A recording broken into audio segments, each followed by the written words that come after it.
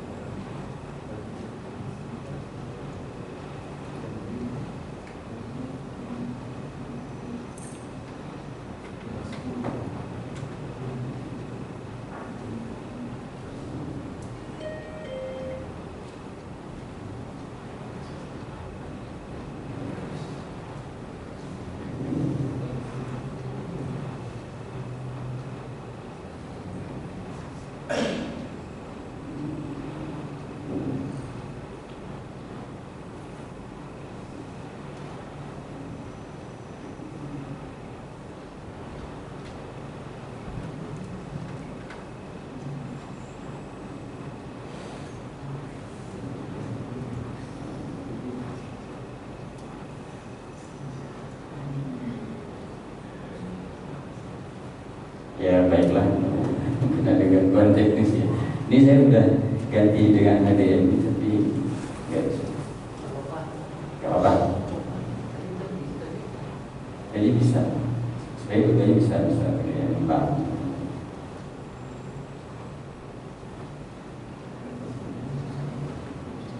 Bisa tapi cuma tadi banyak yang itu.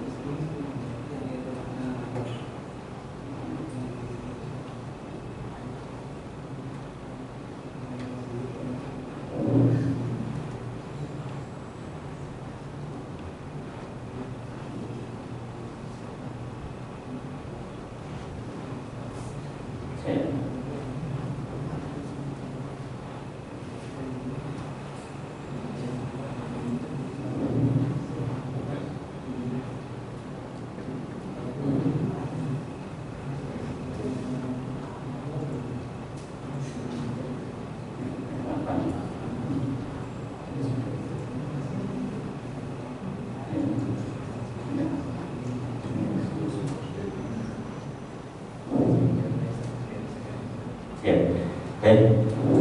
Ya ada sedikit. Ya nggak apa-apa. Jadi begini, Bapak Ibu dirahmati Allah Subhanahu Wa Taala, surah Ar-Rahman itu pertama yang perlu kita ketahui adalah ulama mengajarkan tentang bagaimana menyerap hikmah atau makna di dalam satu surah. Itu di antara bagian pentingnya adalah memperhatikan posisi dari surah itu. Di urutan surah yang mana, setelah surah apa, atau sebelum surah apa.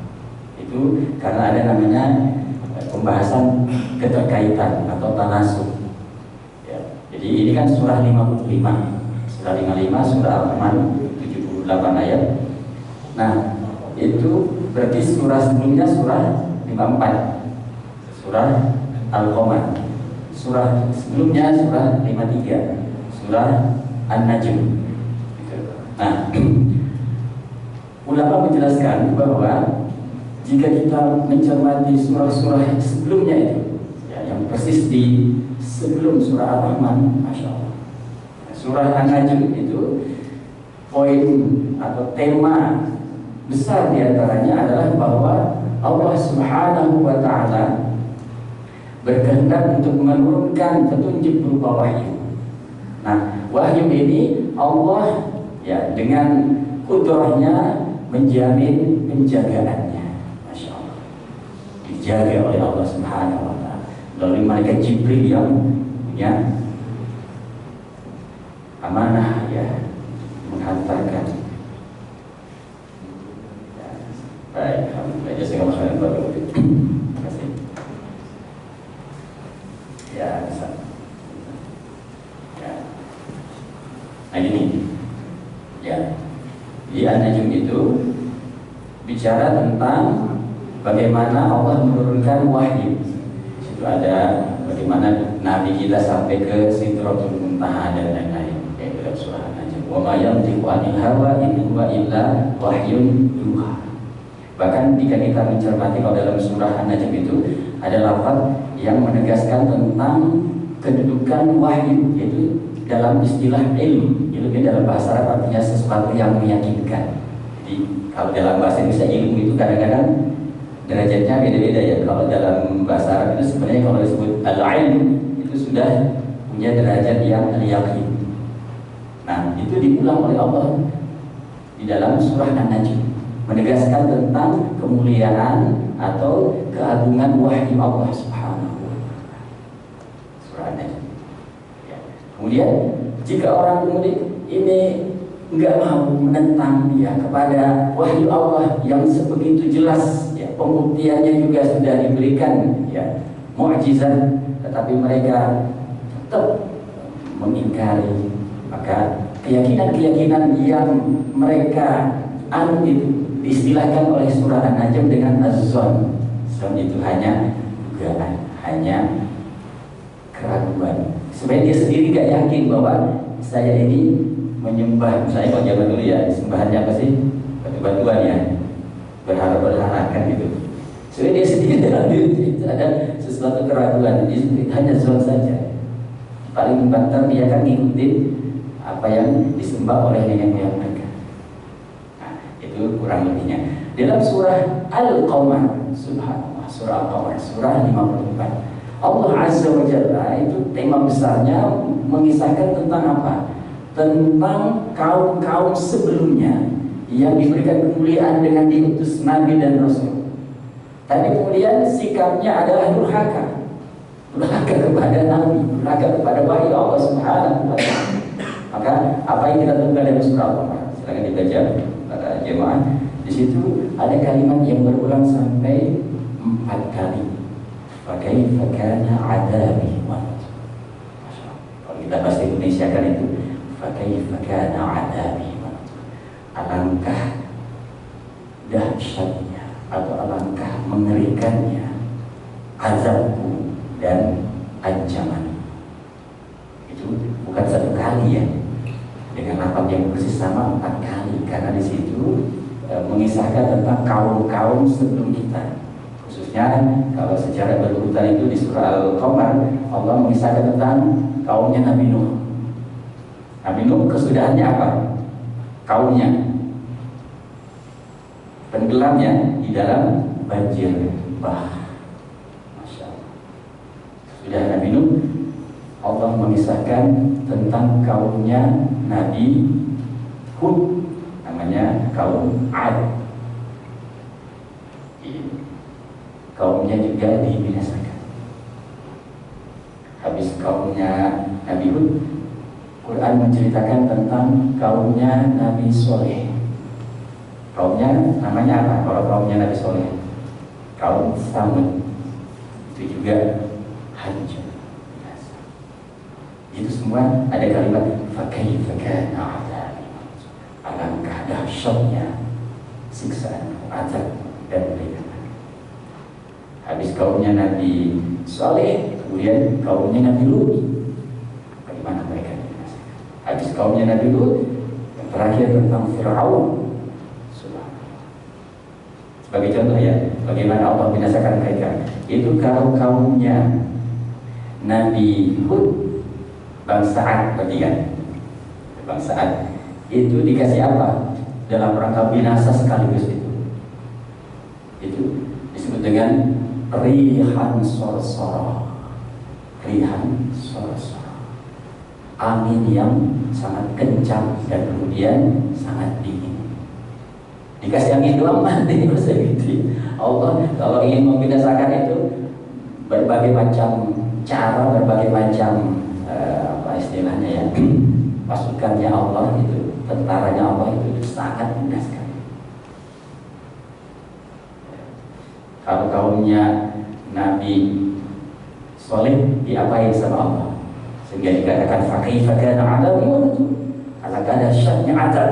Peringatan, udah dikasih peringatan mereka durhaka, cukup dikasih sebentuk suara, soihatan wahidatan. Sekarang dibaca di surat soihah, itu suara pekikan dari langit, wahidat cuma sekali, soihatan enggak 2 kali loh. Kalau kita dengar suara yang paling ngeri apa? Kalau kita dengar palingan petir kan ya, itu langsung gimana gitu. Ini 1 kali, soihatan wahidatan, langsung bergelimpangan tanpa tersisa.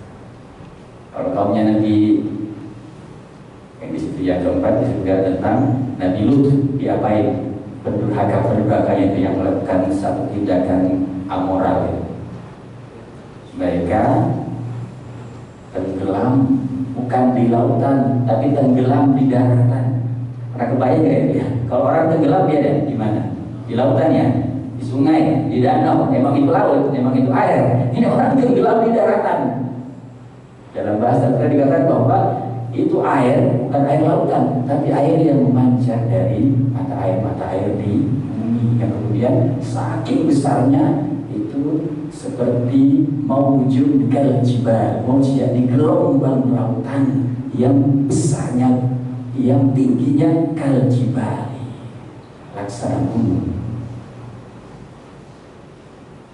Tidak dideskripsikan gunung yang mana yang dimaksud, pokoknya gunung itu ya. Gak ada gunung yang ini ya. Tinggi lah maksudnya. Maksudnya kita ini diajarin sama Allah petunjuk ya. Wahai umat Muhammad SAW, itu mereka semua sudah dikasih bukti, sudah dikasih ayat-ayat Allah. Dan kalian pun sudah dikasih, kalian dari umat Muhammad juga sudah dikasih ayat-ayat Allah. Maka jangan lagi minta tambahan, itu sudah mencukupi. Karena ada di antara kaum Quraisy itu masih pengen, mana sih buktinya? Hei Muhammad SAW, bahwa kau ini beneran Nabi, minta pembuktian yang sifatnya fisik, masih minta. Sebenarnya ada yang di kaum juga yang pernah dengar kisah-kisahnya kan, ada bukti-bukti mukjizat Nabi yang sifatnya fisik, ada kan? Misalnya Nabi itu bisa bulan jadi terbelah, atau ada pohon yang kemudian dipanggil datang, itu fisik. Tapi justru ya permintaan mereka dirumuskan, tetap aja mereka ikan, tetap aja mereka kufur. Maka kata Allah, ya ayat-ayat sebenarnya, ayat-ayat yang diberikan, mukjizat yang diberikan tentang kenabian Muhammad SAW jauh lebih agung, jauh lebih mulia daripada semua mukjizat ayat-ayat Allah sebelumnya, kaum-kaum sebelum kita. Karena bentuknya apa? Bukan sesuatu yang sifatnya fisik, tetapi bentuknya adalah kata-kata Allah. Karena nggak kita merenungkannya, itu mukjizatnya Nabi kita, itu adalah ucapan-ucapan Allah. Namanya firman Allah, kalam. Mungkin kita terlintas di benak, kita ini manusia yang terbatas, yang lemah. Gimana ya kita bisa mencerap itu kalimat-kalimat, kata-kata, ucapan-ucapan dari Zat yang Maha Pencipta, kemudian kita bisa memahami, kita bisa kemudian mendapatkan petunjuk. Itu gimana? Kita manusia yang sedemikian lemah terbatasnya ini. Kayaknya kita dikasih gambar berbeda dalam surah Al-Qamar. Silakan dibaca surah Al-Qamar, itu ada kalimat yang diulang oleh Allah sampai 4 kali. Jadi tadi 4 kali, fakaifa kana adabi wa nuzur, 4 kali yang sama juga diulang kabar gembira untuk umat Rasulullah itu. Quran dijadikan mudah.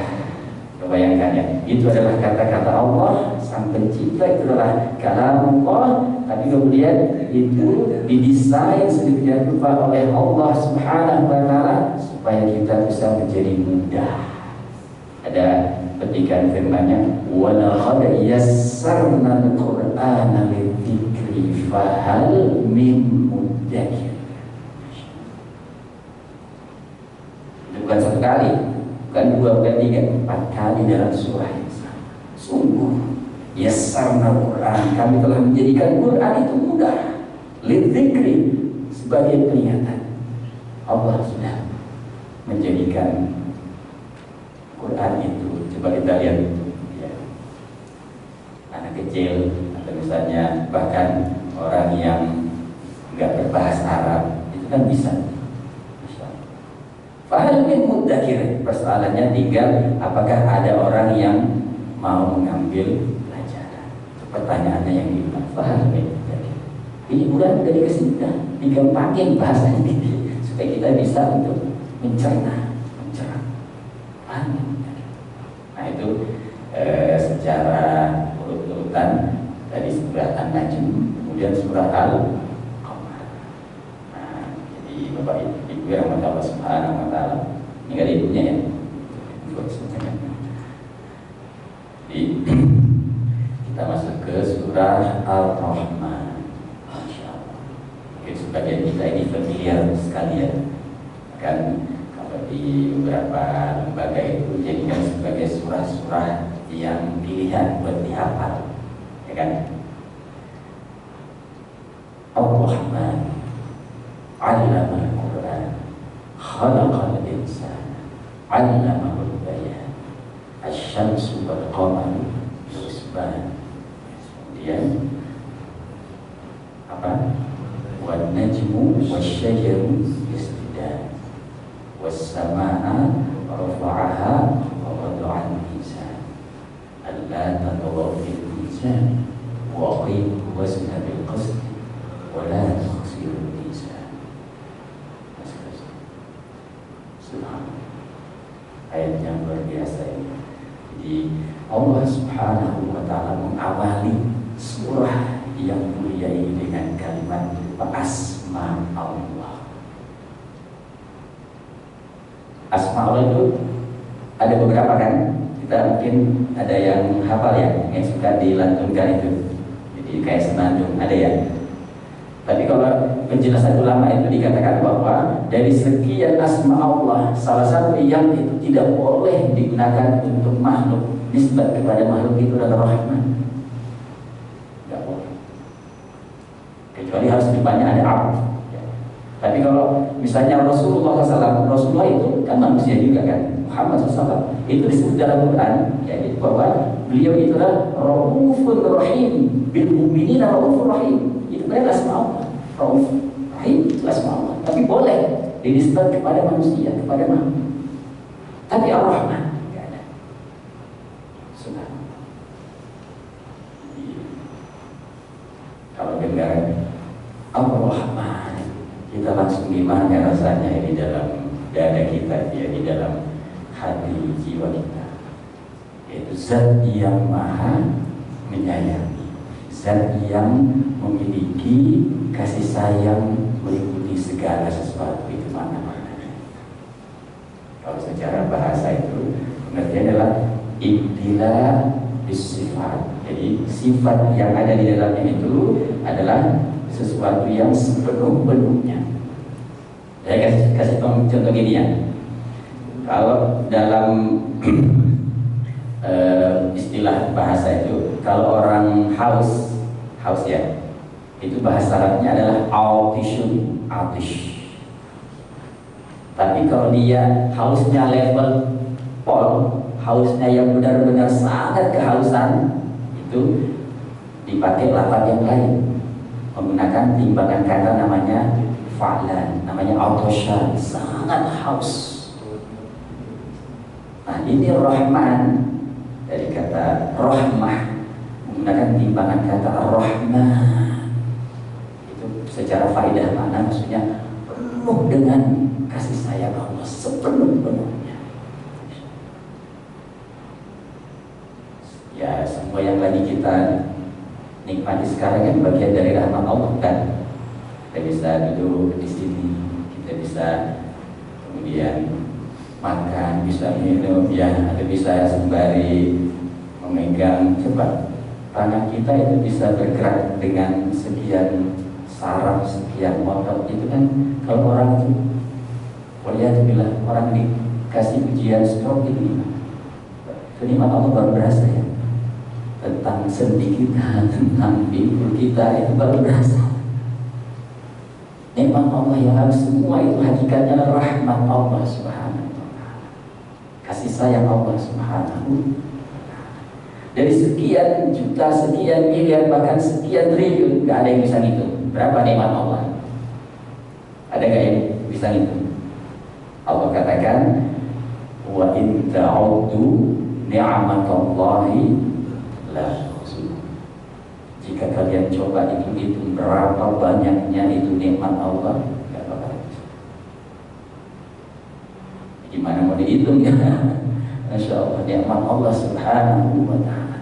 Dari yang paling kecil sampai yang paling besar, dari yang kelihatan sampai nggak kelihatan, dari yang kita sadari bahkan tidak kita sadari, yang kita ketahui yang tidak kita ketahui.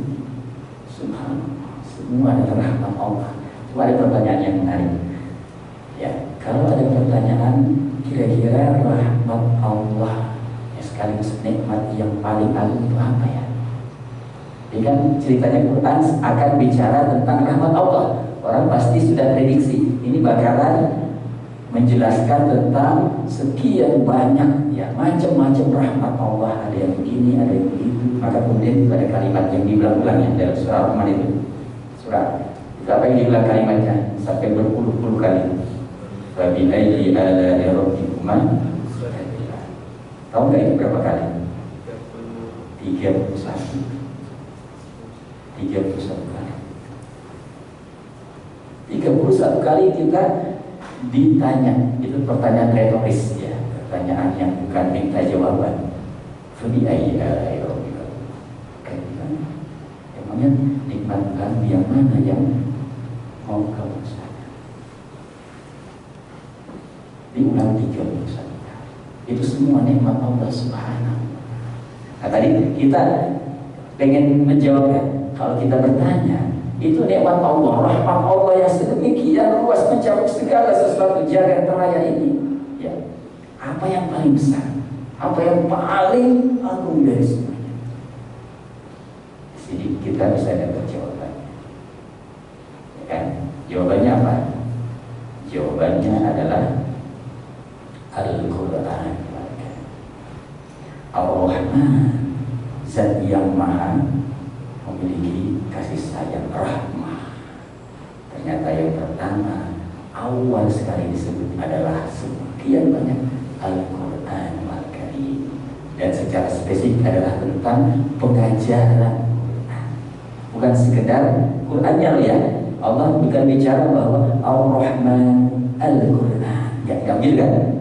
Tapi Allah menekankan aspek Allama. Allama itu artinya apa? Memberikan ilmu, mengajari, memberikan pengetahuan. Aspek ta'lim. Kita ini dimuliakan Allah Subhanahu wa ta'ala. Allah ngajari manusia ini dengan Al-Quran Al-Karim. Itulah rahmah, nikmat yang a'azam, nikmat min Allah Subhanahu. Ada ayat dalam surah Yunus bahwa andai kata kita ini disuruh bandingin, maka nikmat berupa Quran itu adalah jauh lebih mulia, lebih besar daripada semua apa yang bisa dikumpulkan dari kekayaan dunia. Ada dalam surah Yunus. Subhanallah. Nah, jadi pada jemaah yang dimuliakan Allah Subhanahu wa ta'ala, kalau namanya itu karunia nikmat terbesar, kita kan secara manusiawi punya beberapa ini ya, nikmat dikasih Allah banyak milik ya, benda-benda. Itu bagaimana penyikapan seorang kepada yang dia miliki, sikapnya ya seimbang dengan bagaimana dia memposisikan menjadikan sesuatu. Benar kan? Sesuatu yang kita anggap cuma kecil, cuma sepele, pasti beda dengan sesuatu yang kita anggap besar dan mulia. Betul ya? Yang lebih mahal sama yang lebih murah, kita sikapnya sama kan? Pasti beda. Misalnya pensil paling banter sekian ribu, ya kan? Kita mungkin ya pikirnya taruh sembarangan atau apa. Memang itu manusia.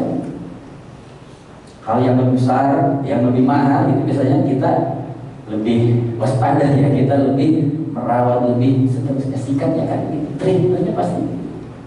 Kita diajarin sebetulnya sini bahwa sebenarnya yang paling azam, paling agung dari semua yang harus kita perlakukan, yang harus kita dudukkan dalam posisi yang paling tinggi itu apa? Ya nikmat yang terbesar itu, rahmat yang besar itu namanya Al-Quran. Ya, apakah itu sudah terrealisasi? Kadang-kadang Quran kita cuma ditaruh di rumah, di lemari, ya, kemudian sikapnya, ya mudah-mudahan kita berinteraksi, kita membaca ini. Nah, saya lanjutkan. Jadi kita baca ayat ini, ayat tadi. Ar-Rahman 'allamal Qur'an, yang mengajarkan. Baru kemudian khalaqal insan, yang mencipta manusia. 'Allamahul bayan, yang mengajarkan bayan. Kita jeda. Nah, pernahkah kita merenungkan di situ ya? Ini Bapak mungkin masih muda-muda ya, kalau lihat tampangnya ya.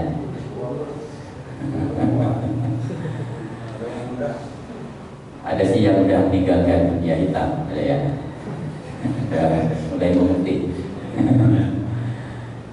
Tapi kalau kita ditanya ini, mungkin sekarang kita ini mahir dibaca Quran.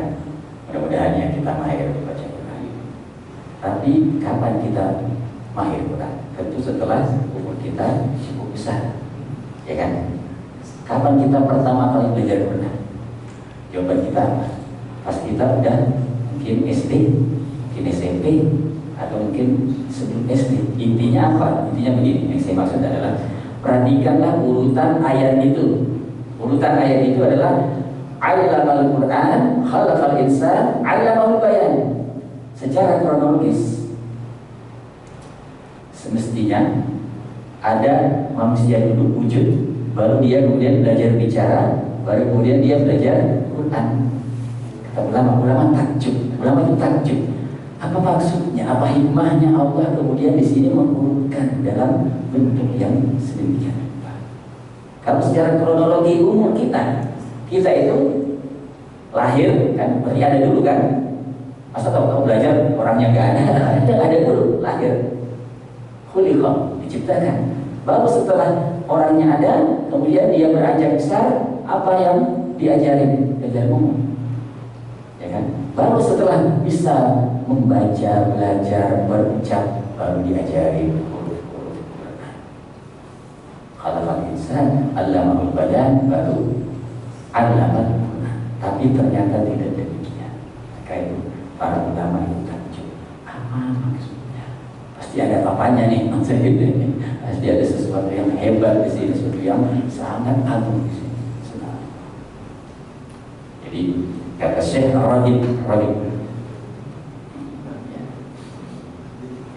Syekh Raghib itu seorang fasir memberikan penjelasan yang menarik bahwa Allah ingin memberikan isyarat sekaligus menegaskan bahwasanya benar manusia itu tentu dicipta dulu dan dia bisa bicara dulu, baru kemudian dia akan bisa mencerahkan. Tetapi di sini disusun sedemikian rupa, 'allamal Quran disebut lebih awal untuk memberikan makna bahwa manusia al-insan yafqidu insaniyatahu biqadri ibti'adi anil Quran, bahwa manusia itu dia pasti akan kehilangan kemanusiaannya kalau dia terjauhkan dari Quran.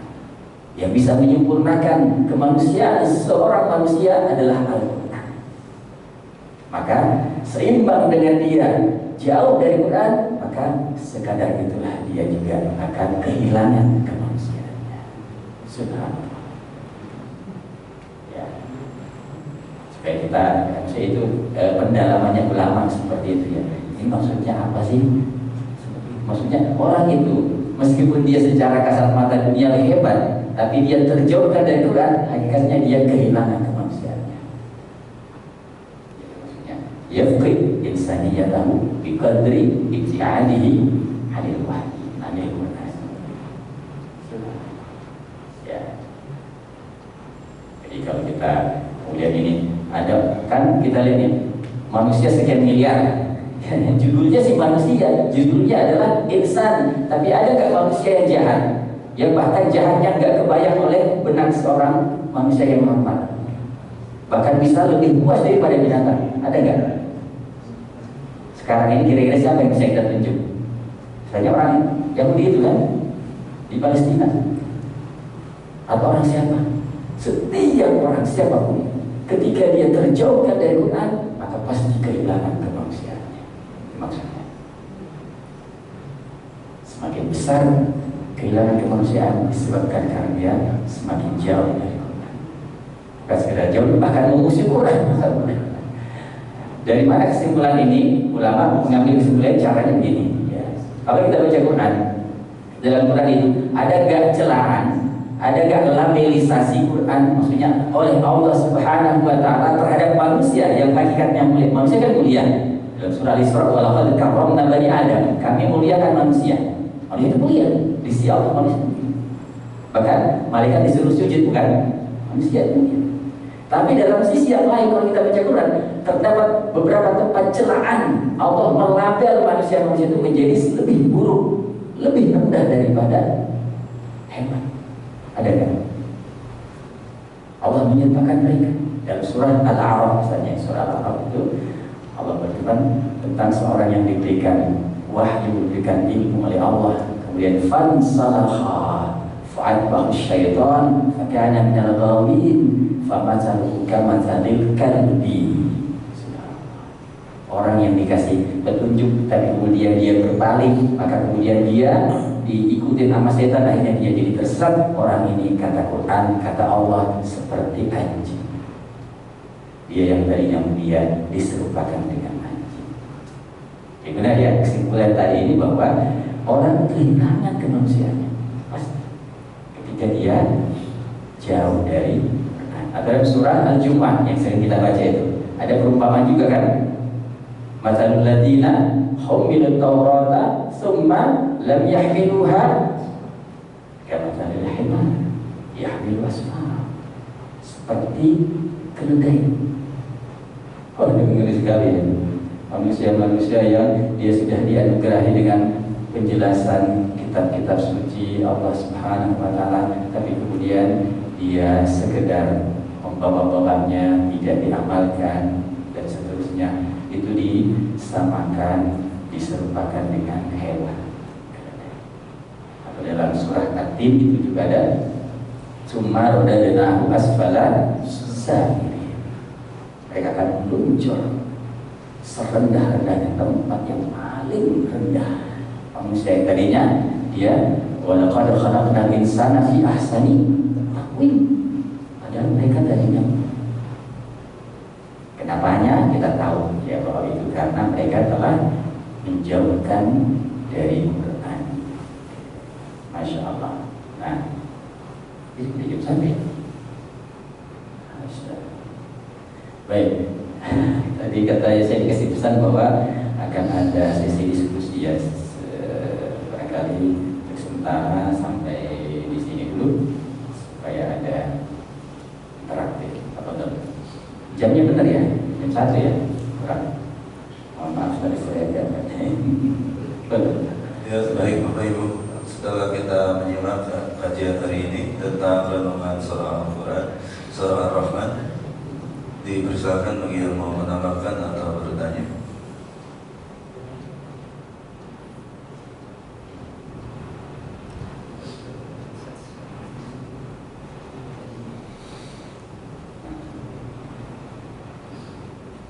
Dipersilakan yang mau bertanya.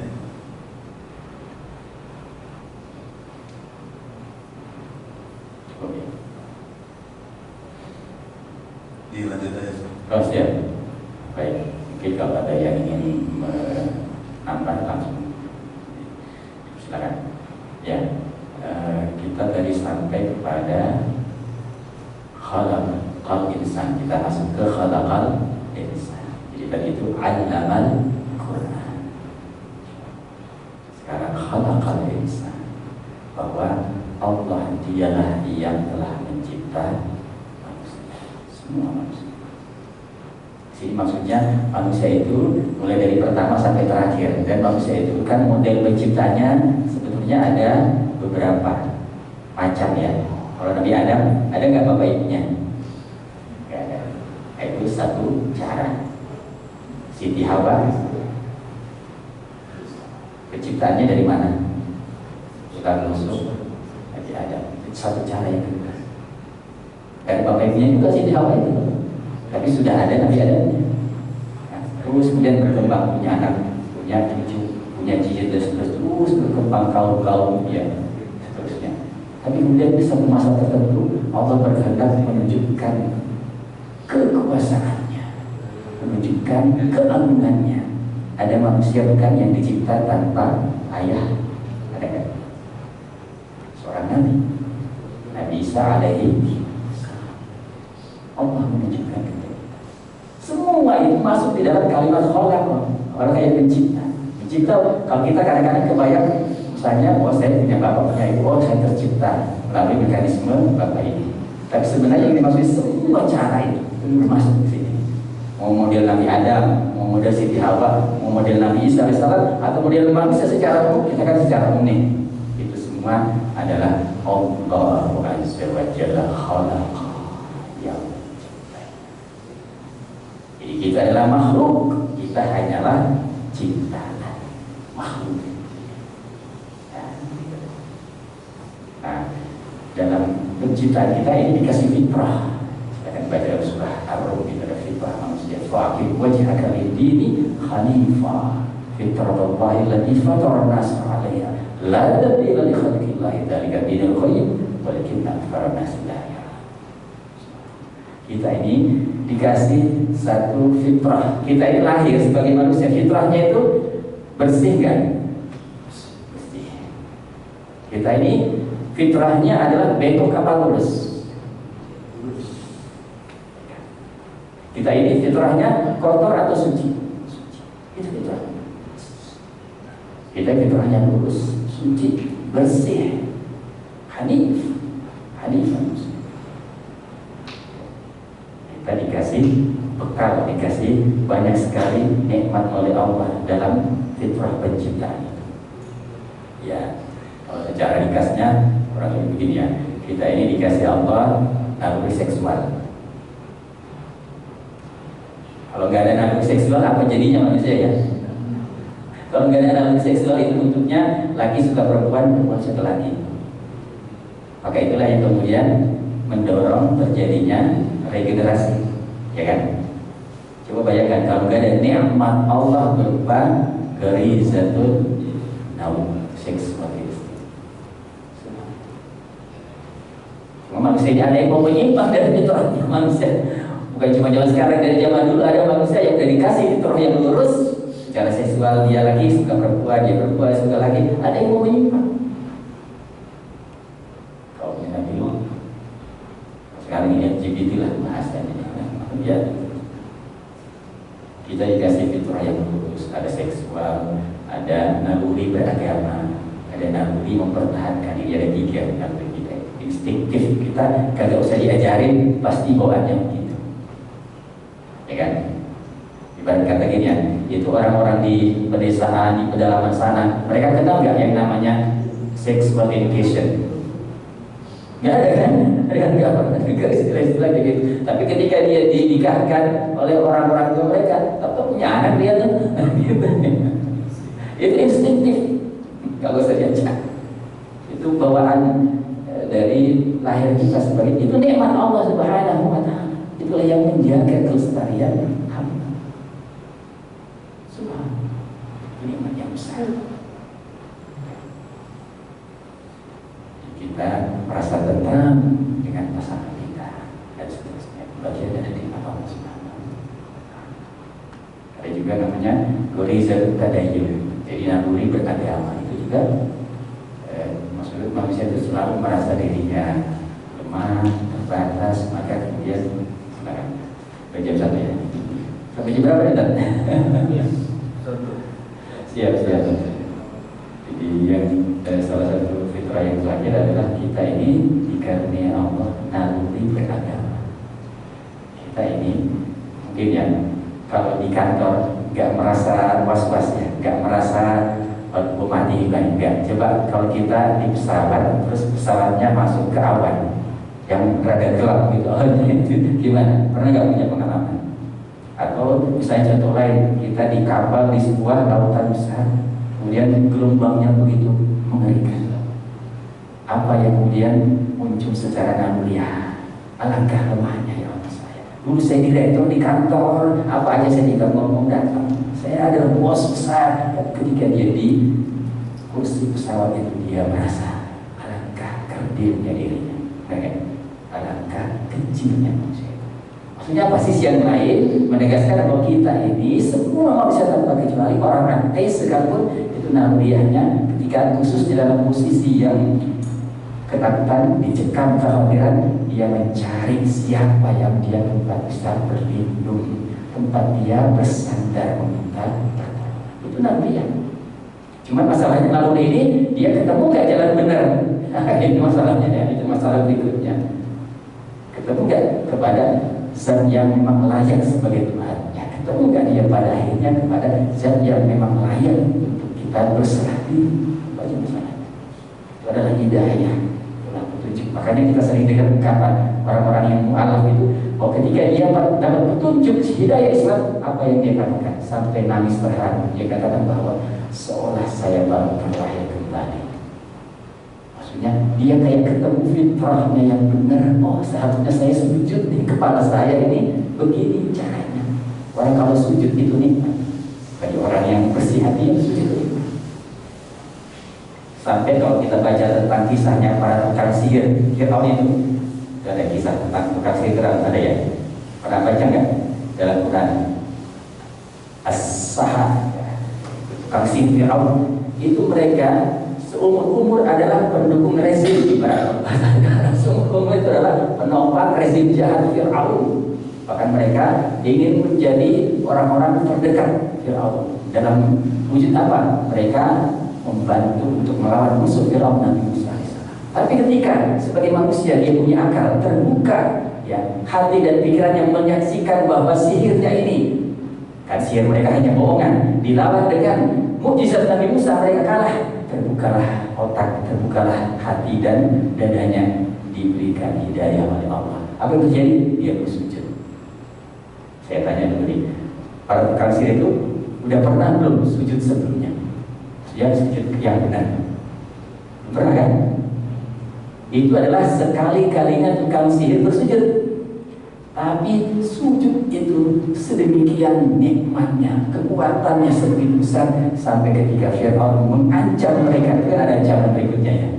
Pasti aku laqatti'anna aydiyakum wa arjulakum min khilafin. Pasti aku akan, bahasa kita, mutilasi kalian, tangan dan kaki bersilanya. Itu nggak mempan diancam itu. Kenapa? Karena saking merasa nikmatnya, lezatnya sujud. Padahal baru sekali doang. Orang taat itu nikmat, karena itu adalah bagian dari naluriah, instinktif manusia. Kalau ada ajaran, ada keyakinan, ya, atau ada katakanlah agama-agama yang justru mengajarkan, praktek mengajarkan tentang hal ihwal keyakinan yang justru menabrak fitrah, manusia sengsara gitu, akan selalu gundah di dalam hatinya. Alhamdulillah, semua alhamdulillah, kita ini adalah umat yang ditunjukkan oleh hidayah, yaitu Al-Quran. Baik, jadi oke, yang terakhir adalah bahwa sesudah Allah bicara tentang penciptaan kita ini, khalaqal insan, wah, semua sudah dibekali oleh Allah. Maka Allah bicara tentang apa? Allamahul bayan. Allah mengajari kita bayan. Bayan itu ada yang memaknai kemampuan bicara. Orang bicara kan berarti mengungkapkan kata demi kata ya. Ini saya ngomong nih kurang lebih dari jam sekian, Bapak dengerin. Bapak tahu kan? Paham kata demi kata itu. Saya kata demi kata yang saya ucapkan saya paham. Kemampuan seperti itu adalah anugerah Allah. Bagaimana jadinya kalau itu nggak ada? Kita saling memahami, saling berkomunikasi gimana?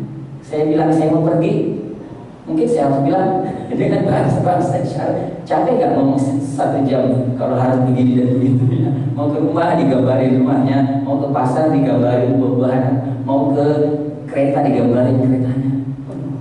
Allah kasih nikmat yang agung namanya al-bayan. Itu kita now teknik jadi bisa bicara. Kita bisa mengungkap rasa sedih, mengungkap rasa gelisah, mengungkap rasa senang dan bahagia. Kita bisa memahami sekaligus bisa memahamkan orang lain. Kita memahami sekaligus memahamkan generasi berikutnya. Bayan.